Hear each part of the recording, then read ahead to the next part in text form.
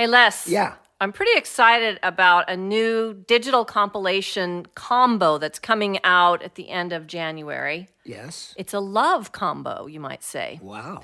One is called Love Found. Yes. Frontline celebrates Valentine's Day. Valentine's Day. Yeah. That's a wonderful time of year. It is. For couples that are in love. It's true. But what does that do for the single people out there, right? Yeah, what does it do for them? Well, they're feeling pretty down. Yeah, I'm feeling lonely. Very. And so our other compilation is called Love Actually.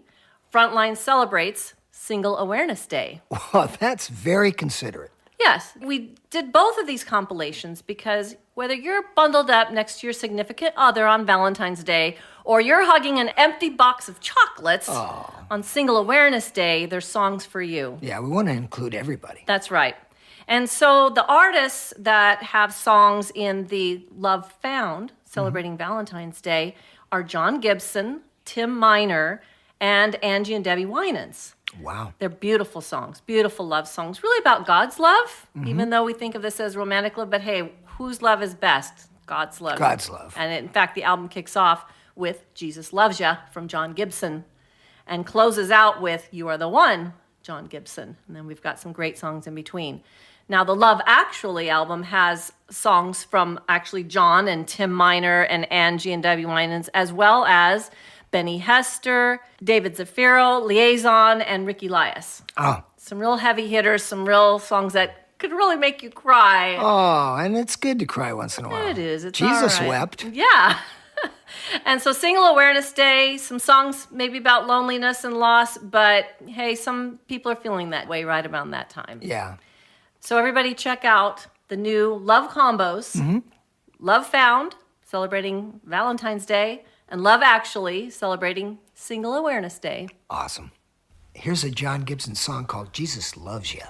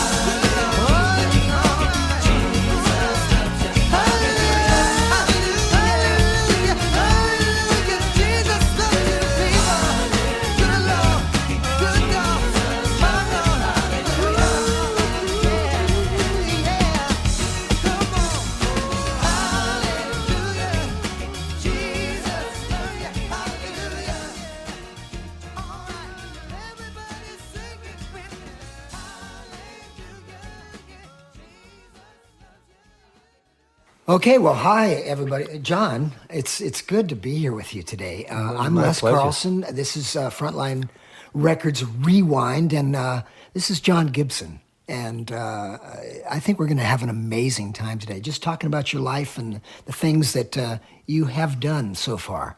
So, John, tell me about Jesus Loves You.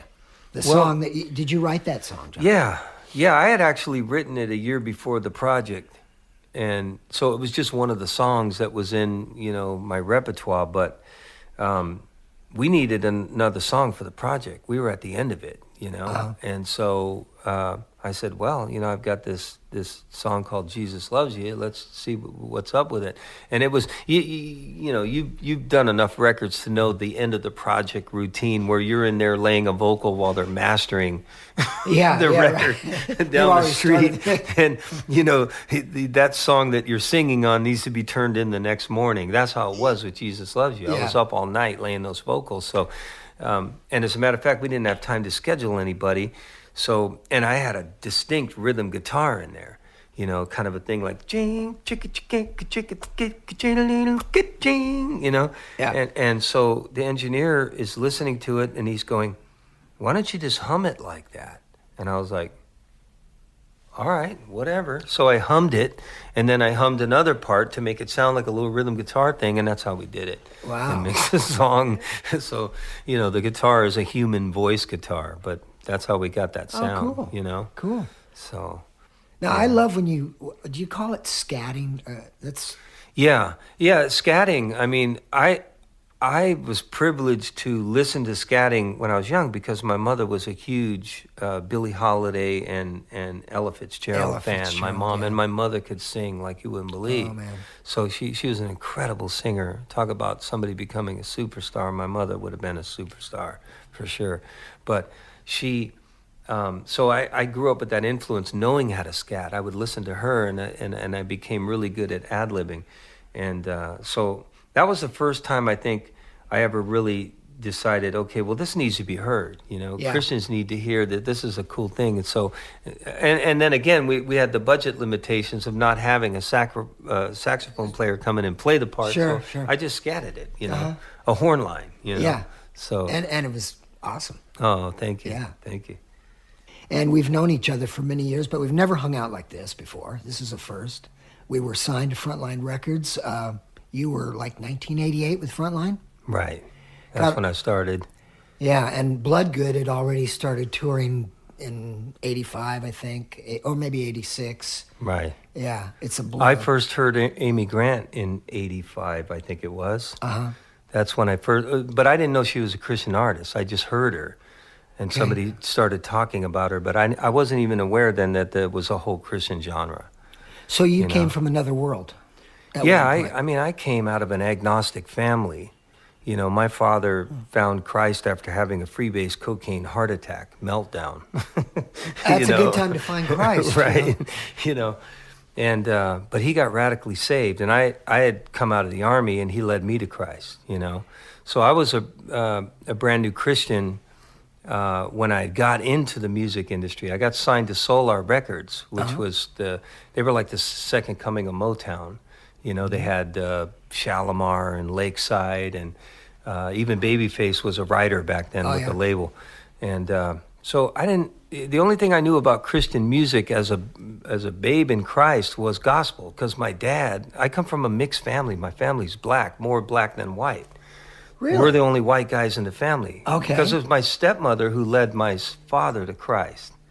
Okay. She planted the seed, and her family's like 500 strong from Mississippi and on, and we're just this little small white niche within the family. But so my whole knowledge of Christian music was gospel. Love Alive, Andre Crouch, all of that, and so you can imagine how surprised I was when I finally got a deal, and I had a manager, and that manager got invited by Blanton and Harold, who was Amy Grant's manager, to come see Amy Grant at the Tacoma Dome. Oh, the Tacoma Dome.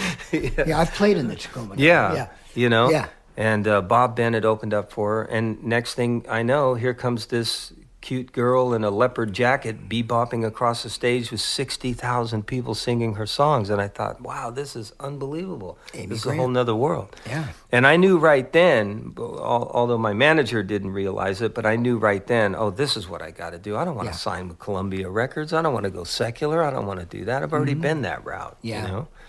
I mean, I remember standing there in Solar Records. I had the same attorney as John Travolta and Stevie Wonder, you know, and he was trying to get me a movie deal at the same time he was getting John Travolta a movie deal. He was closing a deal on Saturday Night Fever for Travolta, and he was closing a deal for me with this movie family called the Schusters, who did Superman 1 and 2. They did Hard Times, and I wasn't ready for it, and I was resistant towards it because I was a soul singer and they wanted me to sing rock. And when they found out that I wasn't a rock singer, they were going to say, well, then you'll just lip sync AC/DC songs. Oh. So you can imagine as a brand new Christian. And that's the world for you, right? Yeah, singing Evil Walks Behind You, you know, I wasn't down with it. And I remember Johanna Bogota looking at me saying, you know, Gibson, after he got off the phone with Travolta's pacing in the parking lot.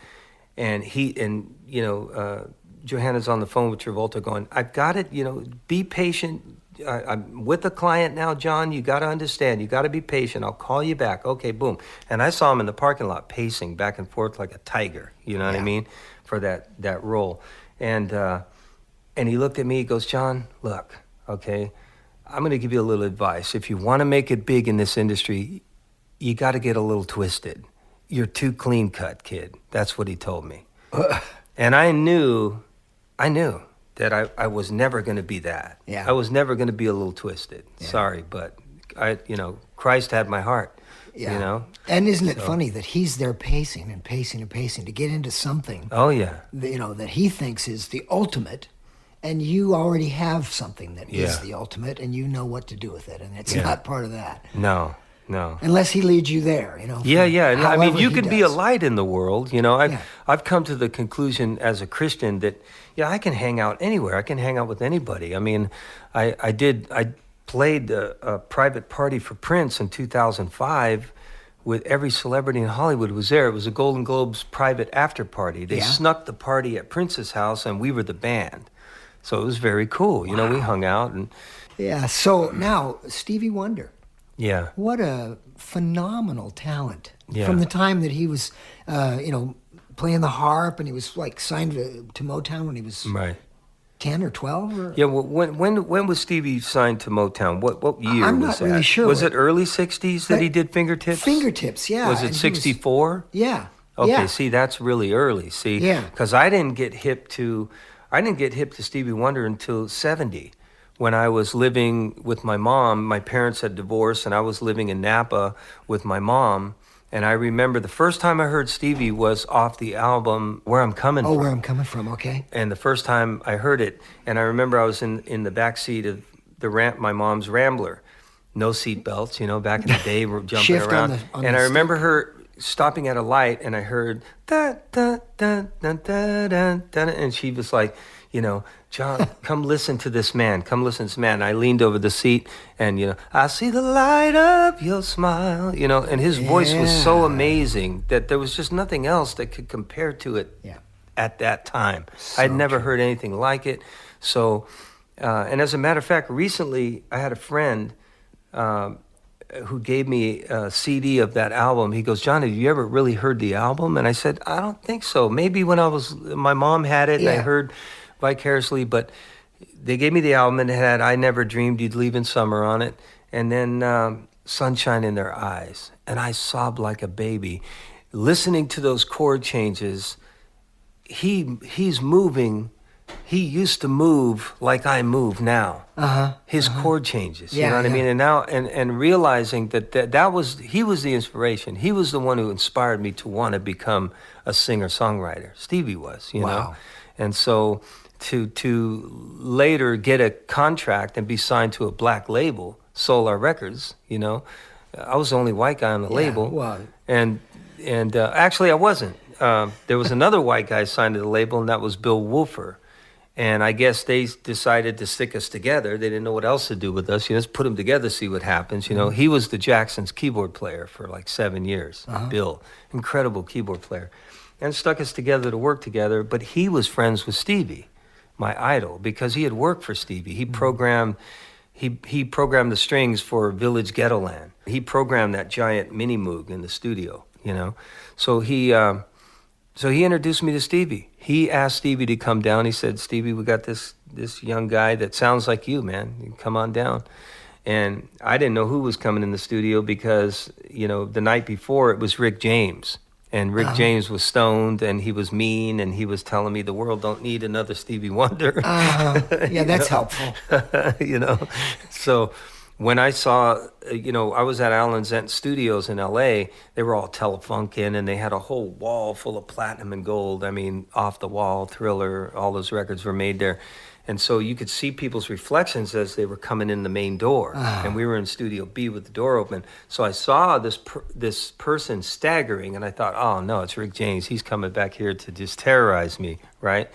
And actually later we became really good friends. Rick, is really cool. But I realizing the person that was swaying back and forth was Stevie. He comes around the corner. I couldn't believe it. He just comes in the room. He's yes, feeling his way towards the mixing console. Yeah. And I was speechless, man. There I was, 19 years old, didn't know what to say to him. Now I heard you singing with him. I heard that like this morning. Yeah. On YouTube. Oh yeah. What were the circumstances there? Well, was that the first time that you that sang was after with him on stage? Yeah, that was after the record "Standing on the One" was released. When he visited me, we were in the recording process of that album. That's when I had met him, and he was cool. I was speechless, man. He sat next to me, and I put my hand on him. I went to say something, but nothing came out. I didn't know what to say, you know what I mean? And then I guess he sensed it because he reached over and he just patted my leg like this, and he said, "Great drum track, man. I like the drum track." I'm like, yeah. So he called. What happened is that I had snuck in that concert basically to see him. He was playing at the Circle Star Theater. I didn't sneak in. We actually only had one ticket, me and my buddy. And my buddy was like, "Hey, John, look, man, I'll get in there. Just take the ticket, man. Go see your boy." And we went in, and I went in, and then he got in, sure enough. And I thought, I want Stevie to hear my record. So I went to the backstage area. He was just coming off the stage taking a break because he used to do these like 4-hour concerts. He'd do two, take a break, come back for another 2 hours. Amazing. Yeah. And so he'd go in the back, and I gave the manager an album. I said, "Hey, can you give this to Stevie? I met him, and and he would want to hear this." Yeah, okay. He took it in the back. I thought, oh, nothing will come out of that. Well, he came back on stage, and that's. Is that when did he just invite you up, and you didn't know that was going to happen? Yeah, I didn't know that was going to happen, and so that was it, man. I just got called up there, and being the white guy growing up in a black family, he asked me to do, the Paul McCartney duet. Yeah. But I'm a white black dude, so I didn't even know that song. I mean, I knew it, but I didn't know it. I knew all the other stuff. I was thinking, no, let's do Boogie I'm Ragged Woman. Let's do this. They did it. Oh, no, you got to be ready for these surprises in professional business, And then he said, we're going to do Ebony and Ivory. And I felt like saying, who told you I was white, man? I wanted to play a trick on him. Tell him, look, I'm not a white dude, man. Technically I was, but I mean, but I grew up probably from junior high school on, I was more of a black kid than a white kid. That's just the way I grew up in East San Jose there. And, soul music and, and then our family became mixed through my stepmother and, you know what I mean? So I'm really a white black dude. Yeah.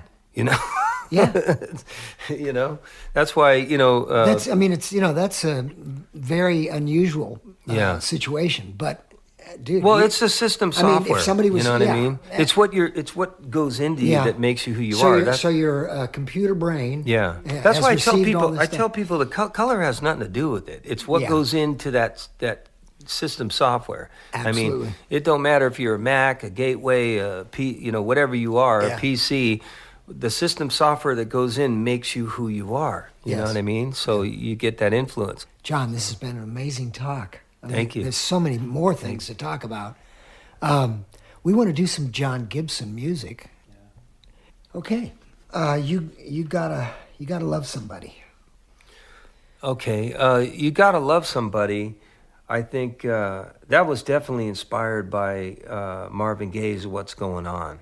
It's very similar in feel and rhythm, and that album has come in and out of my life over the years. That's amazing. You know what I mean? That is my wife and mine's most favorite album of all time. When we were on the road with Hair some 40 some years ago, we played that thing over and over and over. It's a masterpiece. It is. Oh, it's incredible. So we have that record. in common for sure. Yeah, and so the chord changes of "You Gotta Love Somebody" very similar. I wanted to do something like "What's Going On." Where you're talking about, it's beautiful, it's soulful, but the subject matter is serious, man. Yeah. I just want to, you know what I mean. So I chose to talk about, just the futility of man without God, and some of the things, father against son, father and son, not getting along, and and that kind of stuff. So, and the song exceeded all my expectations, because there I was with my dated equipment. I was always like 3 years behind equipment-wise as far as the big pops artists, because they could get whatever they wanted. I mean, I would go work with Stevie Wonder. I'd go work with him on a project, and he had everything. He had stuff in boxes in rooms, what I mean? And there I was with my DX7 from 19, whatever, and I was just trying to make it work. So I got really fortunate on that album that we did that song on. Forever Friends, because I had a friend named Rob Mullins, this incredible piano player. Yeah. So Rob at the time was playing with the drum professor in Dugu, Chancellor, incredible drummer. And he in turn was working with Larry Campbell, the Staple Singers bass player. So these guys came in, Rob, Larry. That's a powerhouse. And in Dugu. And basically they cut the first song in one take. They basically, Rob charted all of the songs out on the floor as the tape played. No stopping the tape, nothing, just, whatever. I have to say he got one song, one of the keys wrong. One key wrong, but he did it on purpose, I think, anyway. I was mad at him over it, but anyway, he made it a little too high for me to sing, but anyway. But by the time he goes, "Can you take these to Kinko's?" By the time I came back, they'd already cut the first song. It was over. So they do this on that song, "You Gotta Love Somebody." If you just listen to the hi-hat work, it's so intricate because, it was everything that I really wanted to hear. Yeah. That Marvin Gaye sound. These were the guys who could get it done. You know what I mean? I mean, here was Larry Campbell and the Dugu. So. But something very interesting happened because during the session, the tape ate. Have you ever had a tape player eat your tape? Yeah. And the engineer have to flatten out the tape? Yeah, I've had that happen. Right in the middle of that beautiful song, it ate the tape, and it was like, I know. They got to feed those machines before you start the sessions. Not that song, man, not that song. And so he says, and the engineer was all calm about it. Yeah, it happens. And look, it would just, you guys will call the session today. I got to run the machine about 30 times. It'll flatten out. Yeah, you know what I mean? Like no problem. Yeah. No, You're going, not scary I can't for sleep. him. Yeah, I mean, right. Because those guys would be cutting 24-track masters. Yeah, I got to make a cut. You're like, you know what you're doing there, dude? Yeah. Cutting a 24-track master, right. No problem, So here it is. So You Gotta Love Somebody.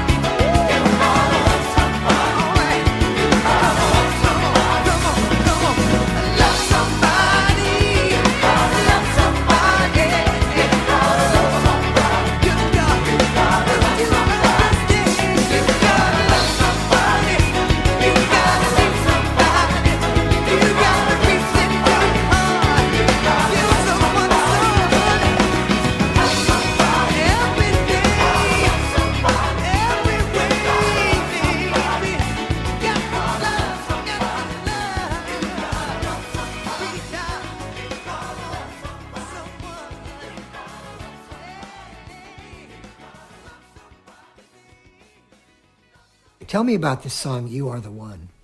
You Are the One is such a simple song. It's only like 3 chords, I believe. You know, it's You are the one that makes my world go round, and you are the one. 3 chords. It makes me happy. And that hook it's just so up, and it's a positive, you know, woke up this morning, walked across the room, opened up the curtains, spring was in full bloom, picked up your letter, emotions start to show. You have changed my life, and now I got to let you know. Yeah. And so I thought, I always Beautiful. loved to write lyrics that the secular listener wouldn't quite pick up on the fact that I was talking about Christ, but the Christian would go, "Oh, he's talking about Jesus." Yeah, you know, because I wanted to draw people in. You know, so You're the One always had that, and when I do that song live, man, people love it. You know, it's just got such a catchy hook. Well, the you know? melody's awesome. Yeah, thank Awesome. you. And you know, but that song was one of the only ones that survived the. That song was already recorded on Forever Friends. And when you listen to Forever Friends, you got this sequenced pop thing called You Are the One, and it's almost too tinny sounding, too poppy, you know. And the rest of the album is Ndugu and Larry Campbell, you know. The rest of the album is like drinking a fine cup of coffee, you know, just Right. you know, it's just you know what I mean? I mean, it's just sonically it doesn't add up. How does that happen? I mean, really, how does that happen? Well, I think, you know, making Christian records, we had limited budgets, you know. Yes. I mean, Forever Friends was the top Christian record of its time. It was the #1 CCM album of the year, okay, 4 #1 hits. It was huge, you know, as far as Christian radio was, you know. And even CCM Magazine did a full-on, you know, story, 4 pages long or something like that. And, but, you know, our budget was limited. Our budget was $80,000. You know, pop stars were spending $800,000, you know, on their records. So, I mean, they were able to, you know, rent houses and set up equipment in a house and just be creative. I mean, they would work on albums for 2 years. I mean, we had like 2 months to get an album done. You know what I mean? So we were limited. And so some of our albums sound mix-matchy, and that's why, you know what I mean? Because, you know, so... Because it's just, you have to make some decisions you don't want to make, and it's usually the pressure of the money guys. And you know what? We have a great opportunity today because the young people are into acoustic stuff, man. And see, us old-timers, man, we got skills, you know. We got can things actually play the We can instruments. actually play, and we can actually sing, and we can actually do things sonically that a lot of the younger musicians aren't capable of. But the younger generation is really, they're into it. And they're into watching, you know, some of these YouTube stars, like I forgot what this one artist's name, Passion. He's a Filipino kid. And all he did was play acoustic guitar and sing, and he became huge. He got so big that eventually he sold out a concert in the Philippines. 30,000 people came to see this guy sing. This kid Passion, you know, and all he did was pick up a guitar and sing. But he was so authentic. And, you know, he sounded like Babyface, for one thing. He had a kind of a Stevie-ish, not quite Stevie, but more like a Babyface kind of thing. So he had this really sweet, perfect little R&B voice. His songs were well written. He was a good rhythm player. So a lot of these youngsters, they do that, man. I mean, they're glued to that phone. They got a headset on, and they're looking through videos. And this is our opportunity to minister by taking what we got and getting simple with it. You know, sit down with a percussionist and one instrument and a vocal and bam, put it out there. Because, you know, you'd be surprised the reaction you can get. Who was the guy, what's the guy's name? John Legend. John Legend became huge because he put out an album with just his vocal and a piano. That's how he started. And that song, Ordinary People, was such a smash because the guy could really sing and he could really play.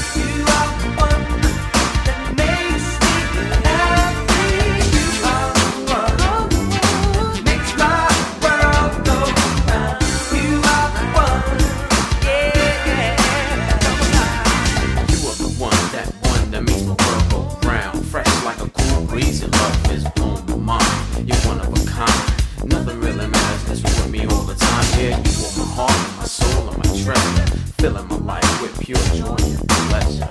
If you wanna know the reason I say this, I found you make my world go round.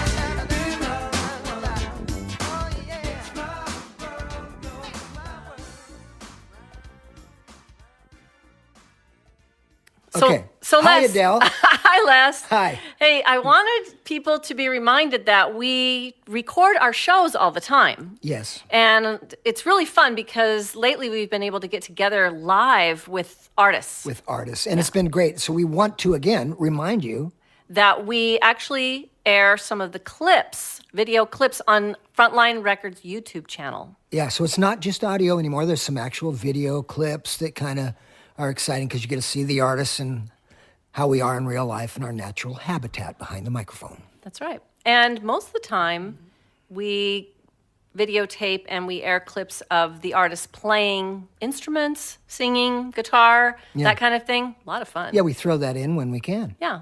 Yeah. So it's very exciting. We're happy to do this because there's so much great music that it needs to be heard. And it's here, right here at Frontline Records Rewind. Tim Miner, did he? I've met him, and was he a worship leader for a church in Hollywood there? Destiny or something? No, he was. He was for a while. He's done that off and on. I know his father is a preacher. Yeah. So he came out as this R&B. Was he signed to Frontline too? Tim Miner was? Yeah, for a little bit. Yeah. Okay. Yeah. But I think he was on a different label when I came out. He was on another label. He eventually got signed to Frontline, but I think he was on a different label. Yeah. And, here he was, this phenomenal, talented, guy could sing, the guy could write, he could produce, he was incredible. Yeah. So he must have pretty much felt like he had a niche that nobody had, and then along comes this guy out of nowhere, this Jon Gibson guy. You know what I mean? He sounded like Stevie Wonder. You know what I mean? It was like he was a little taken back by me. You know what I mean? So we never really, we were always we never really connected early. Yeah. There was a little bit of a, kind of a friction there in the beginning. Later on, we came together and became friends. You know what I mean? But it was that was a time, man. But we were really similar in the sense that we had these super R&B abilities, and we were white guys in a genre that didn't have soul artists who were white for sure. You had the Winans and you had people like that, but you didn't have white guys that could really do it. Like Tim is authentic when he does his stuff. He's not just like a white guy trying to sound like a soul singer. He is a soul singer. He is an R&B guy. So like you, and now did you actually worked with Tim Miner? So here's one of his songs that's going to be featured on the show. It's called "Promises of Love." Tim Miner.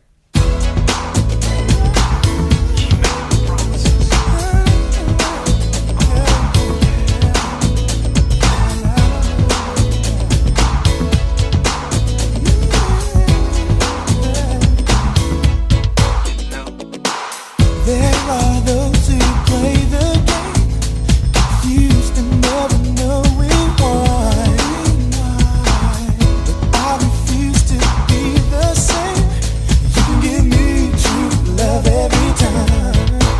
That's what I see in my baby's eyes. That's all I need. Not once but twice. They're telling me that I'll be her guy, and that she'll always be here with me. Keep making the promises. Promises of love. Yeah. Promises, promises.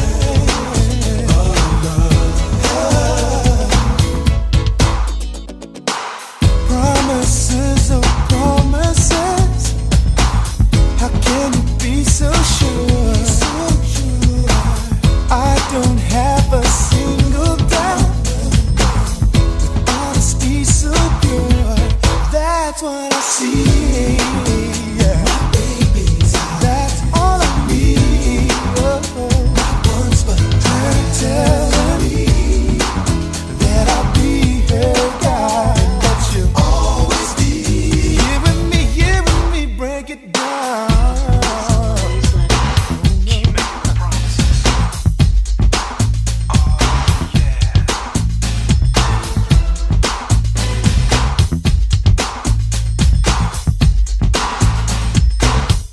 That's what I see. Yeah, yeah. My baby's eyes. That's all I need.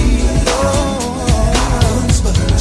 her telling me, yeah, that I'll be her guy, and that she'll always be here with me. Whoa, yeah, yeah, yeah. Promises, promises, yeah. Keep making up promises, baby. Promises, promises.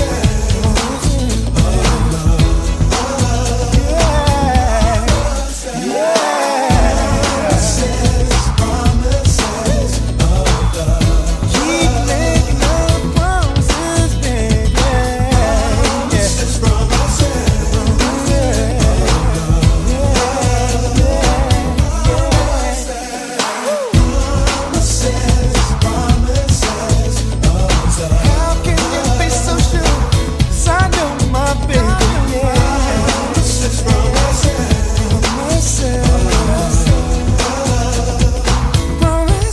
promises, promises, I don't know what you see. I see in my baby's eyes the promises of love. Promises, promises, promises, yeah, yeah.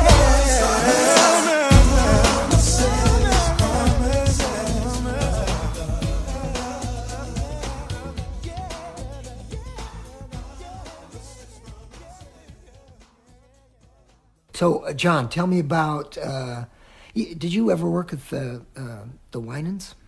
Actually, I never was privileged to do a studio project with them because, you know, I mean, they were already an established group when I was just figuring out what Christian music was coming out of the mainstream.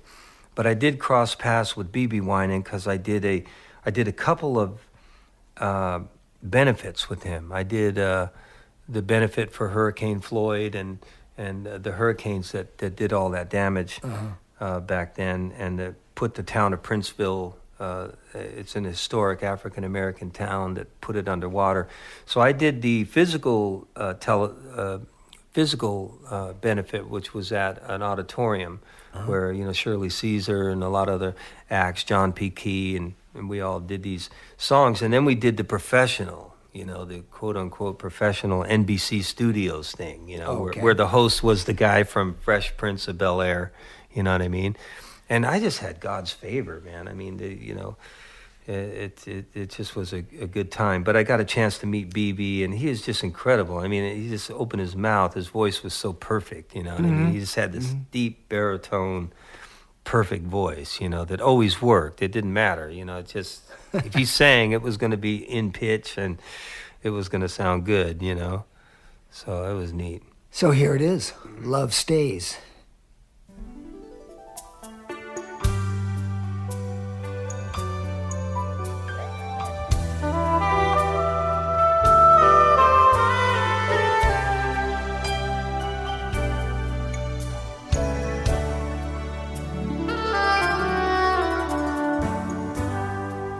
We used to to school and never broke one rule.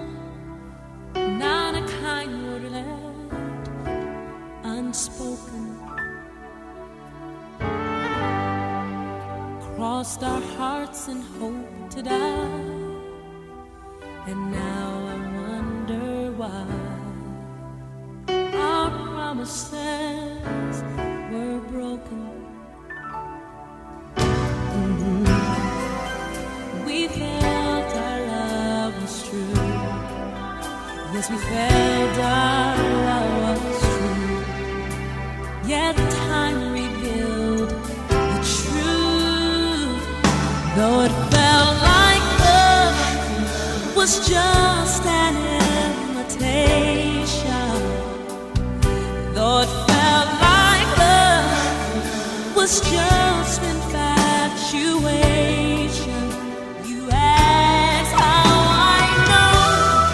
Well, 'cause love never goes safe through the hard times. Stays, yes, for all times. This love I found will always stay.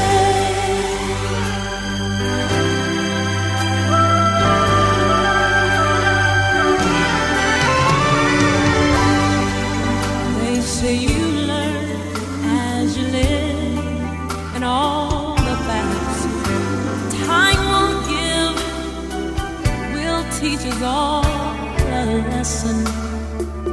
What a lesson. And if the future holds the proof, why waste your time and you on a love you know won't last forever? Hey, see, it hurts to start again. Yes, it hurts to start again when feelings have set in. What feels like love is just an imitation. What feels like love is just infatuation. You ask how I know. Well, 'cause love never goes. Love stays through the hard times, and it stays, yes, for all time.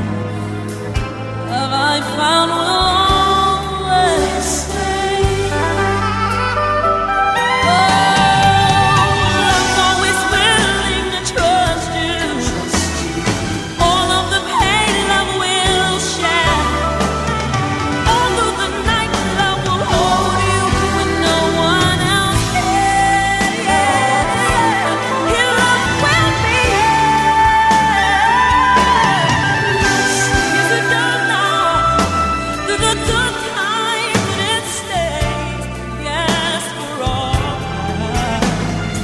This love I found will always stay. It stays through the good times and it stays, yes, for all time. The love I found will always stay. It stays through the hard times. Love stays, yes, for all times. This love I found will always stay.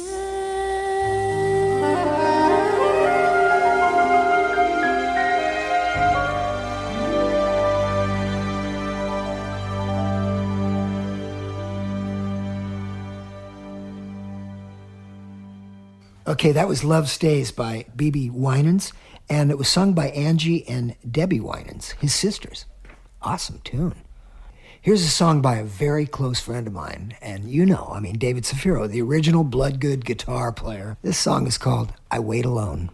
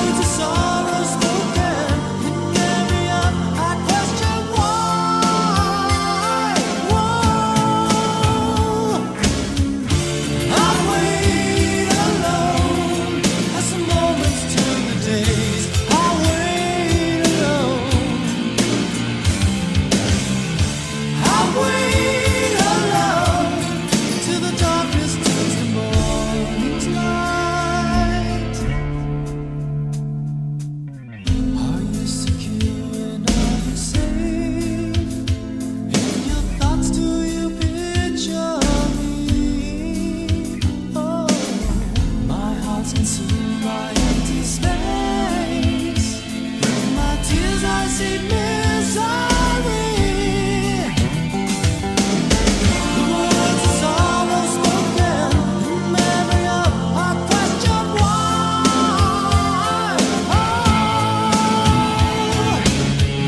I wait alone as the moments turn to days. I wait alone.